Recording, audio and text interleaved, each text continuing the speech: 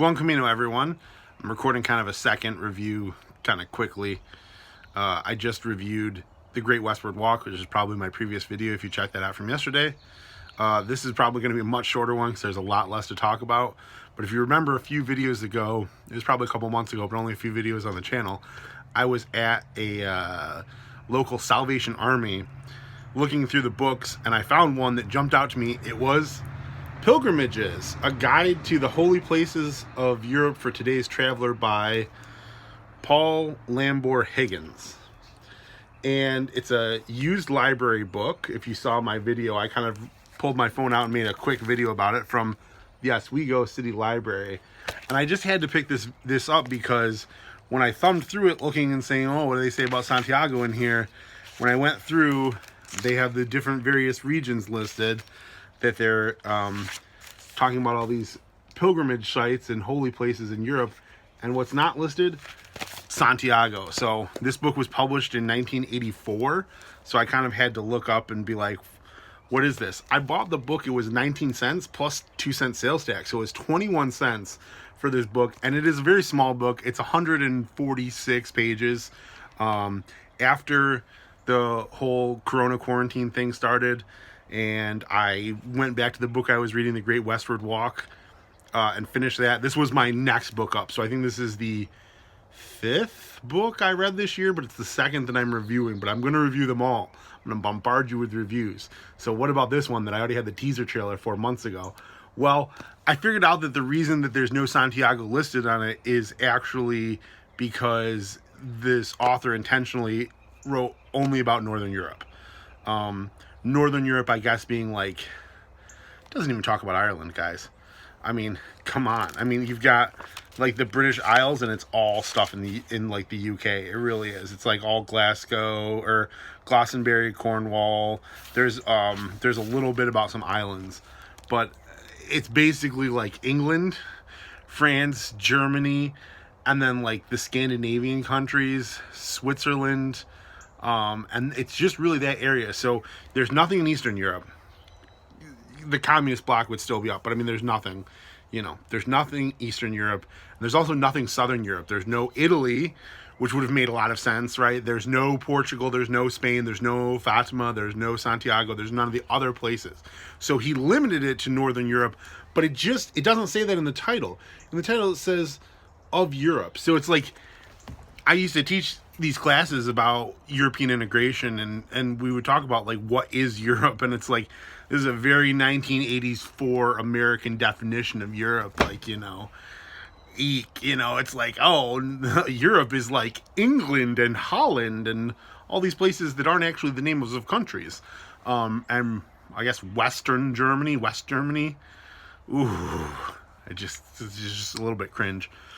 So the book itself, let's get down to that. It was a short read. I think it took me a couple days to get through it just because it's not the most fascinating stuff for the normal person. For me, I was super fascinated by a lot of it because I'm into Europe, I'm into history, I'm into like travel, I'm into pilgrimages. This is a book about Europe, history, travel, and pilgrimages.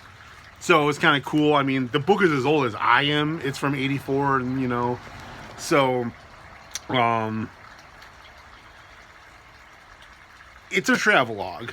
It's a dated travelogue. It's an out-of-date travelogue. It's a travelogue. I mean, all travelogues are kind of out of date since post-corona. I don't think, take your Brierley guides and toss them in the trash, everybody. But this is like a really outdated travelogue. It was fun for me to read, but like, I wouldn't suggest it for anyone. If you could get it for 21 cents, have a lot of room on your bookshelf and just don't care, and we're interested in a historical perspective on pilgrimage sites in Northern Europe, then yeah, go ahead and get this book. It's worth it. The guy is very like mystical, and I didn't realize when I purchased it, but it's from a series of books. You can see they're from some place called Steeple Books, and they look like they published a lot of books on different Christian topics, kind of non-scholarly. Some of them look more scholarly and more theological than others. This is really weird because this guy is like, every site that he goes to, he's like, probably this isn't even really Christian. It's probably from an old pagan site. And like, he hypes up the like pagan connection on everything. And he talks about like ley lines and fairies and the little people and the pagans and the energy and all kinds of like mystical stuff and like pre-Christian stuff. So I was kind of like, did you like trick somebody? But I think that he's like Methodist. Which, I mean, I don't know, you know, so am I. So, but I mean, he talks about the Wesleys a lot. Like he talks about John Wesley a lot and Wesleyanism. So I do think that he's from the Methodist tradition because he names it a lot. So I thought like he could be like me, like, oh, you're Methodist, but you're really interested in a lot of the stuff of Catholicism with the saints and the cults and all that. But like he's going like way back to like paganistic ideas, and like some of the book is really mystical, and the different sections of the book change. Like he seems to be very mystical when he's talking about like Britain and stuff, and then like in a different way when he's talking about the northern part of it, like in Scandinavia. And then there's like a totally different tone when he's talking about like Switzerland. It's more like a historical perspective. So there's like radical changes in tones between like giving the history of something, being more like about the Christian connection, or being like more into mysticism, depending on the areas. And I think that it's basically like the author's personal feelings of having traveled to these places, because these are places which he traveled. It has like some recommendations of like where to use as your hub if you're going to visit a lot of these areas, and that's probably still relevant information. But he's got like hotel information in there. It's like, okay, this was a great hotel in 1984, like 2020, 2021, you know, who knows when people are going to be able to travel again, but that's all probably out-of-date information. But like I said, it's a very slight book. It's 146 pages. It's not a hard read. You can blow through it. It's not even meant to be read like as a continuous book. It's more of a travel book, though why it would be in a hardcover in this format, I don't know, because even this book could be smaller.